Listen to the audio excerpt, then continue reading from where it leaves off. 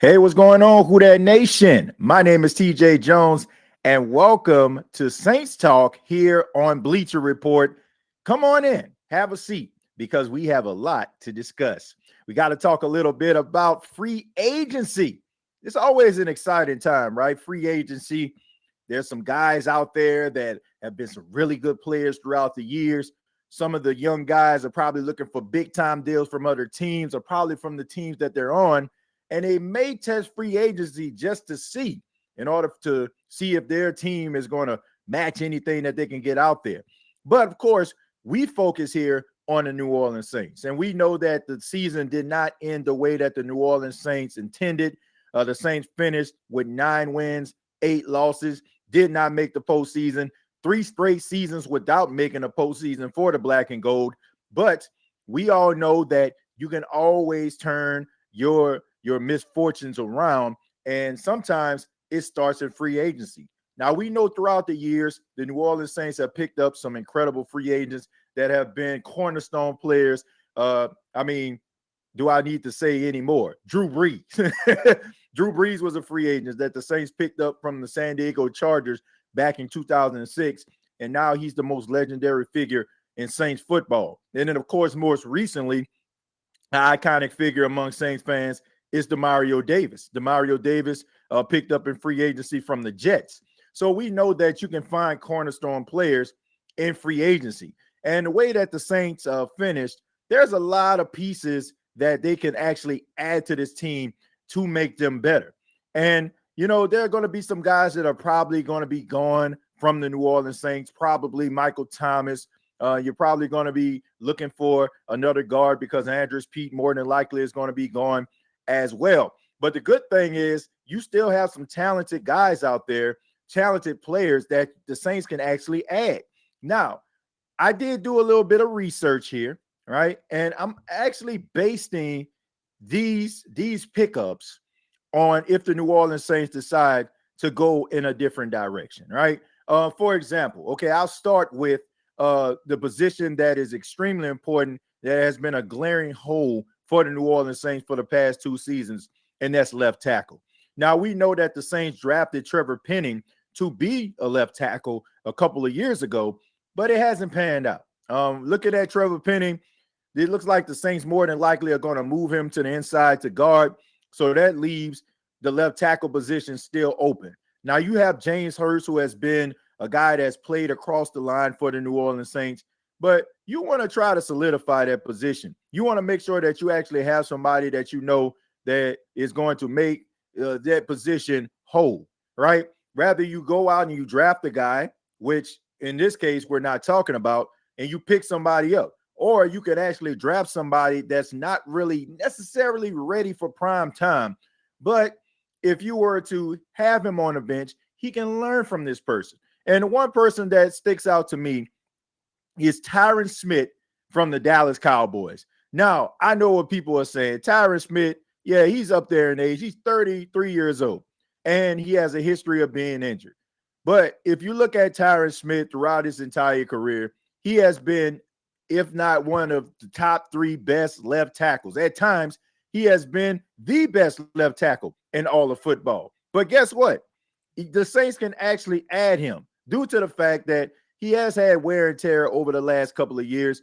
And also, you're probably going to just put him in as a bridge guy, probably somebody that can actually play a few games.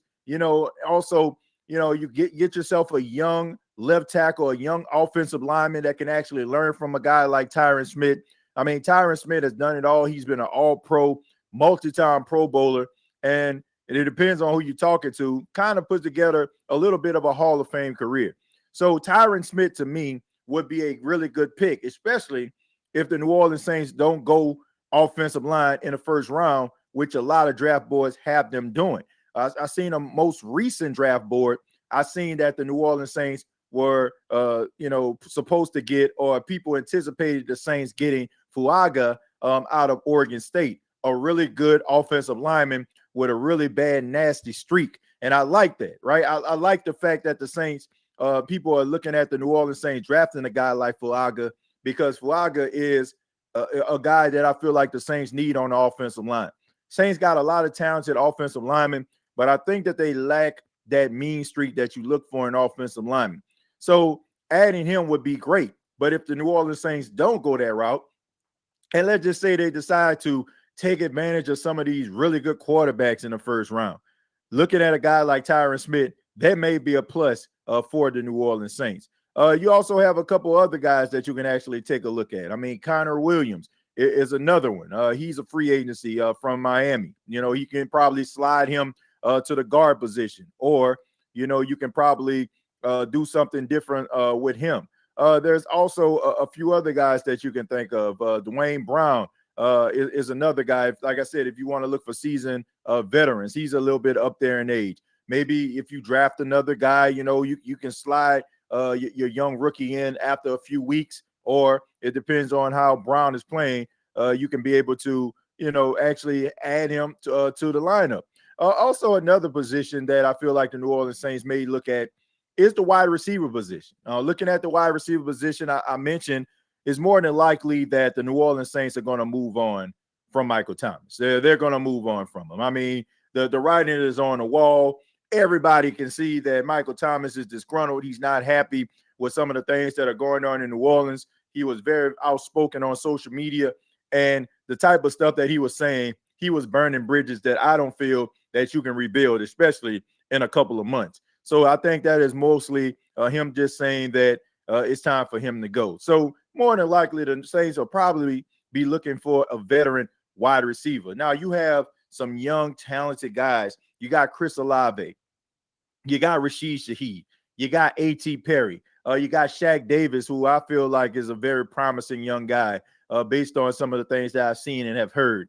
But I still think you need a veteran inside of the locker room. You need somebody that you can actually count on to be able to come in and maybe provide a little bit of some mentorship to some of these younger guys. Now, there are a few guys out there, you know, you could think of maybe a player like Odell Beckham Jr. Now, before people lose their mind and say, man, OBJ, come on, man, give me a freaking break. Now, you got to think about this. The Saints were really, really close to getting Odell Beckham Jr. a couple of years ago before he signed with the Rams. And the fact that he probably has already gotten the Super Bowl, he's already got some money, he's played with the Baltimore Ravens, they got close to the Super Bowl again, he made a lot of money there. This could be one of those situations where OBJ might be looking to maybe return home, to be able to live out a dream, maybe of playing for the hometown team. We've seen it happen with Tyrann Mathieu. We've seen it happen with Jarvis Landry. So having a guy like Odell Beckham Jr. inside of your locker room, and at this stage of his career, it really looks just like OBJ is just looking to be that mentor. And I think that that is something that the New Orleans Saints actually need for some of these younger guys. And I think that OBJ will be able to give you a couple of plays, be able to maybe step in if somebody, you know, is not available. Maybe like Chris Olave goes down or Rashid Shaheed goes down, a guy that can probably convert on third downs, you know, stretch the field a little bit. So OBJ would actually be a guy that I would look at for his veteran leadership. Some people will probably kind of poo-poo at that, but you have to admit that Odell Beckham Jr. has matured throughout the years. You don't see too many of the antics going on. You don't see too much of the pomp and circumstance going on. He seems like a guy that understands that he is a pro. You know, he needs to conduct himself as such. And I think that he will be a great addition to the New Orleans Saints. Another player, you probably cost a little bit more, but it will be Curtis Samuels. Curtis Samuels, a guy that can stretch the field, a guy that can actually, you know, really truly make some plays. You know, he's really good at some of the little gimmicky plays throughout his career. So Curtis Samuels, to me, would be a really good pickup for the New Orleans Saints, as well as also you have to take a look at Mecole Hardman. Mecole Hardman played for the New York Jets, didn't work out, ended up being traded back to the Kansas City Chiefs where he started his career. And as we all know, that he was responsible for the game-winning touchdown in overtime for the Kansas City Chiefs. So to me, you know, I look at some of these young, talented guys, or you can even go veteran and guys like Odell Beckham Jr., you know, and also, you know, just other wide receivers that are out there. Curtis Samuels, he's not so much of a veteran, even though he's been in the league forever. he's only 27 years old. So those are a few names that I would actually look at. If we go, a little deeper, I think that we talked about offensive linemen. We talked about wide receivers, but we know that the Saints definitely need help on the edge. I mean, it is a must. The Saints are missing that guy that can get that double-digit sack. Looking at Carl Granderson, he definitely showed that he was worth the contract that he got early in the season. He really stepped up. He really made some plays. He really went out there and did his best, but it was pretty obvious that there was something missing. Cam Jordan was dealing with an ankle injury, and you also have to take into account Cam Jordan is up there, man. He's 34 years old. So Cam Jordan's best days are indeed behind him. No disrespect to Cam. I got a lot of respect for him, but expecting that for Cam Jordan to look like he did when he was drafted back in 2011, it's just wishful thinking, and I feel like that would be wrong on all accounts for any member of the Who Dat Nation. I'll go a little deeper. I find it funny that people are looking at Cam Jordan and saying, where's Cam Jordan? And not looking at some of these younger guys out there like the Tino Passignos, Carl Grandersons, the Brian Brzezis when things start to go down. When I look at Cam Jordan in 2023, I'm looking at Cam Jordan to be a leader. I'm looking for Cam Jordan to be a mentor. I'm looking for Cam Jordan to kind of provide a spark and periodically come through with a sack. But the Saints, they need pass rush help. Now, to me, if the Saints were to draft a pass rush in the first round, I would not be mad at that at all. In some cases, I feel like the Saints need to get a pass rush more so than any other position that they can address. And we know that Dennis Allen is a defensive-minded coach. We know that he loves himself defense.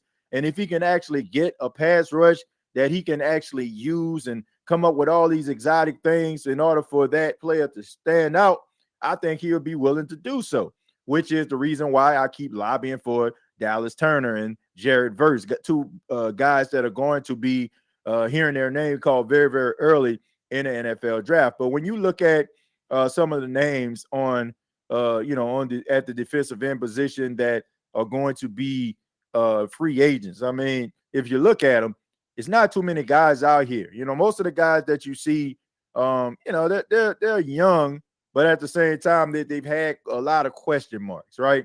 You look at a guy like Chase Young. Chase Young is 24 years old. He's an unrestricted free agent. He can test the market, right? But we know that Chase Young, unfortunately, throughout his career, he's been dealing with injuries. And then on top of that, there's been some plays where you can kind of question the effort there. No disrespect, but I'm just calling for what it is. Now, he looked really good in the Super Bowl, and he showed those flashes, and you realize like why he was taken so highly in the draft. You see why. Because of what he showed on the field. But here's the thing, like it's okay for you to show that, but when are you showing it, right? I mean, you're hurt most of the time. You're dealing with this and that. You're out for an extended amount of time, so teams are going to be reluctant to give you that kind of money. So maybe the New Orleans Saints can kind of dip their toe in that and try to see if they can actually go after a guy like Chase Young. Now, you got some other players out there that can actually, get after the quarterback. You got Brandon Graham, but he's up there in age. He's 35.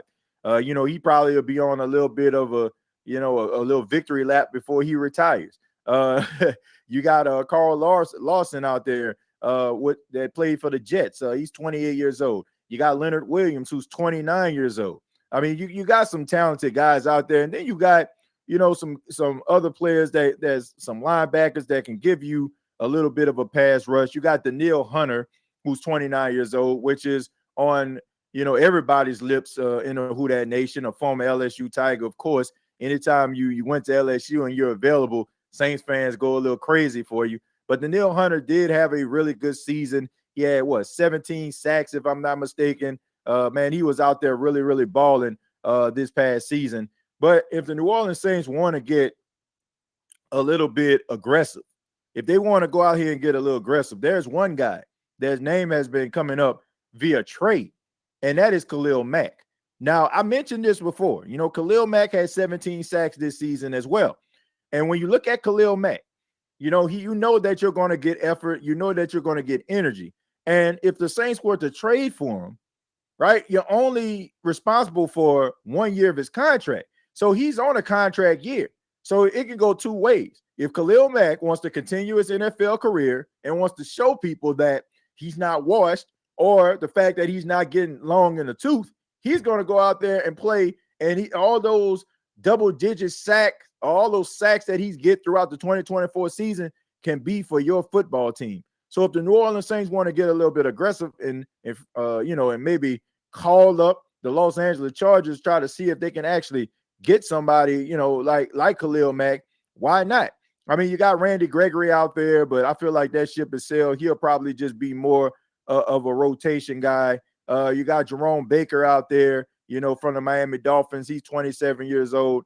And also, I mean, you got some other guys. You got Isaiah Simmons, who I feel like the Giants are probably going to re-sign. But he's a guy that can provide a spark as well as, an opportunity to play a little bit of safety as well as linebacker. So there's some decent players out there that are available. But I just think that the Saints definitely have to address the defensive end position. They got to address the offensive line and wide receiver. If you want to add a veteran, that would be great as well. Shouts out to Nashville Saint, says, what up, TJ? I like the tight end out of Georgia. Man, if he's there at 14. I think you're referring to Brock Bowers.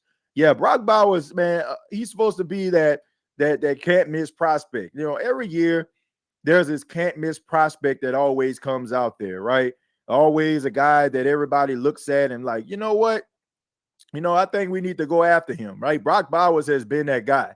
He has been one of the best tight ends, if not the best tight end, since he stepped foot on Georgia campus. And that's pretty impressive, man, because he's been starting, since I want to say maybe his freshman year. So he's really been out there balling out. And if he can be added to the New Orleans Saints, that would be great. But I just think that the Saints have bigger fish to fry.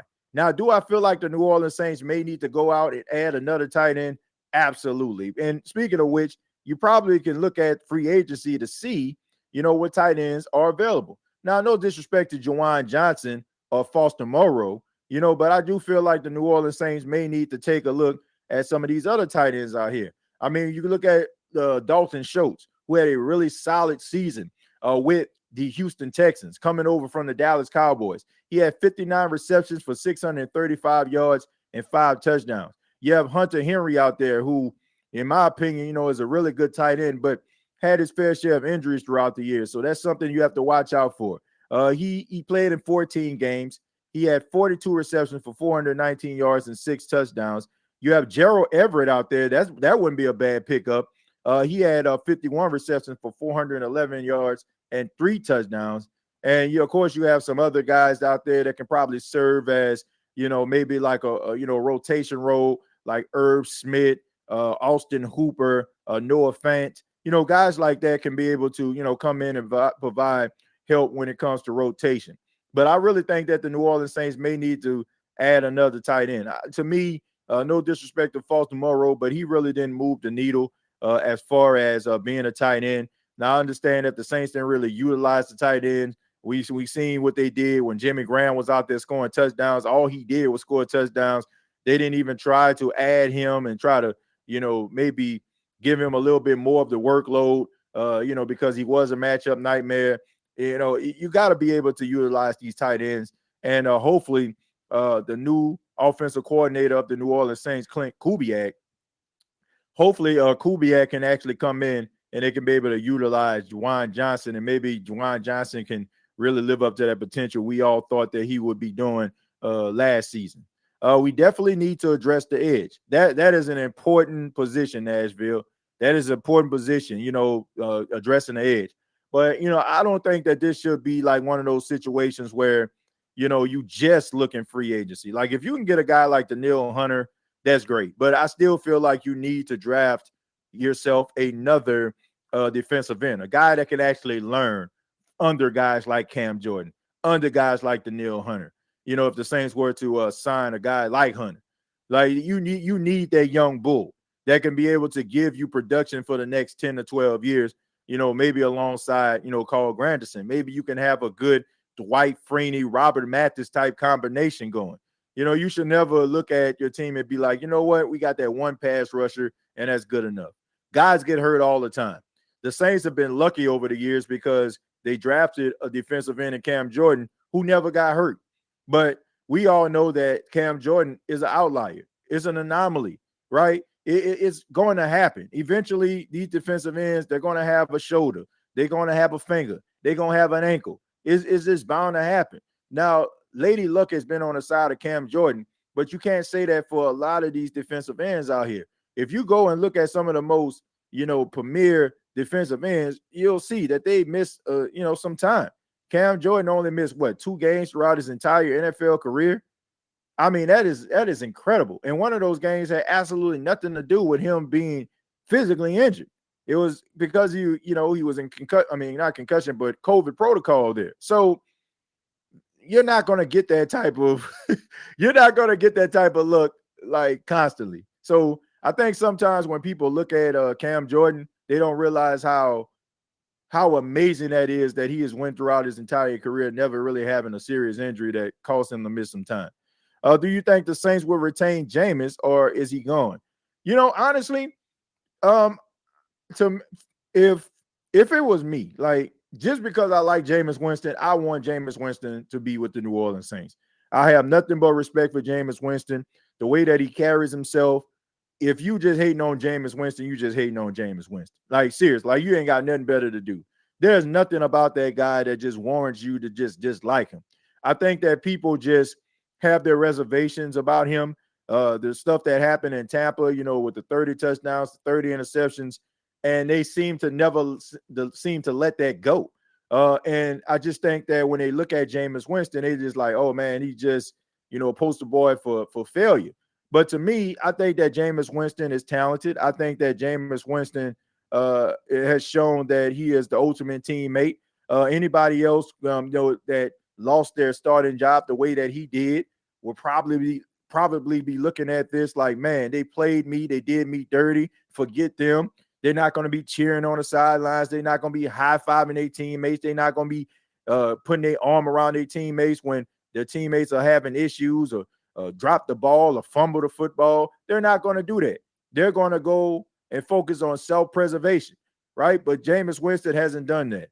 And look, I'm not saying that Jameis Winston is a starter in the league, but I feel like that man deserves to get an opportunity, a fair opportunity. And I don't think he's going to get that in New Orleans because there's too much riding on Dennis Allen to be able to perform in 2024. He has to go out there and perform. His job is on the line. You got to go out there and you gotta go out there and ball out.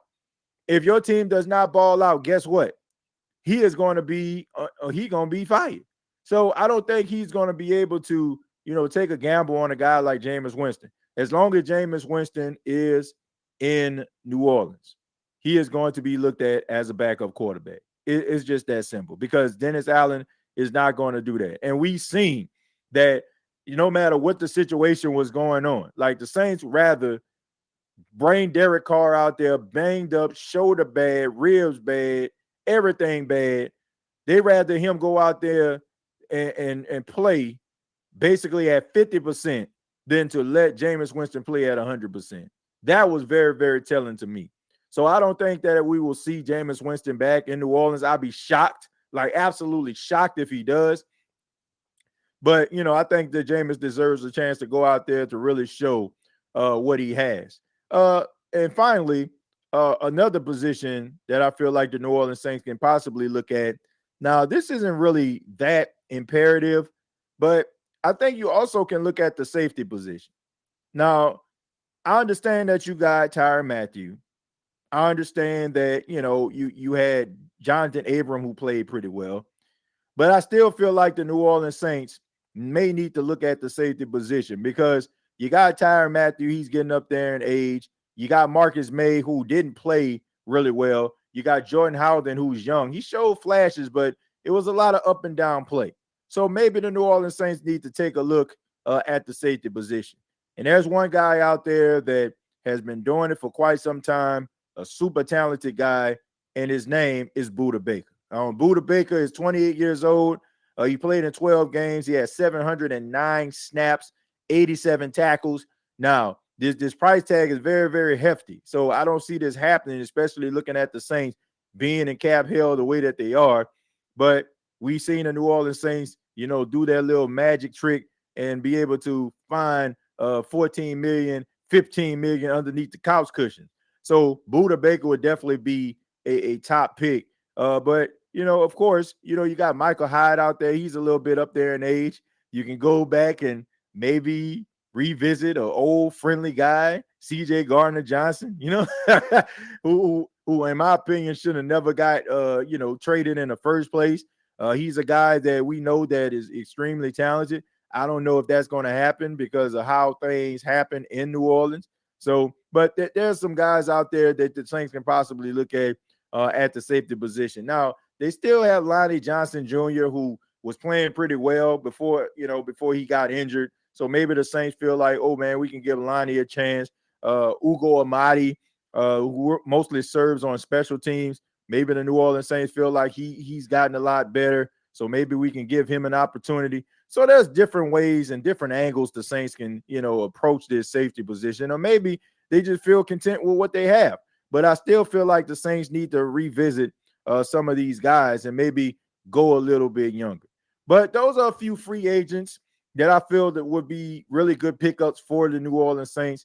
But I would love to hear from you. Well, what do you think about the Saints in free agency? Who's a free agent that you think the New Orleans Saints need to take a look at? What position do you think the Saints need to address? What players are catching your eye?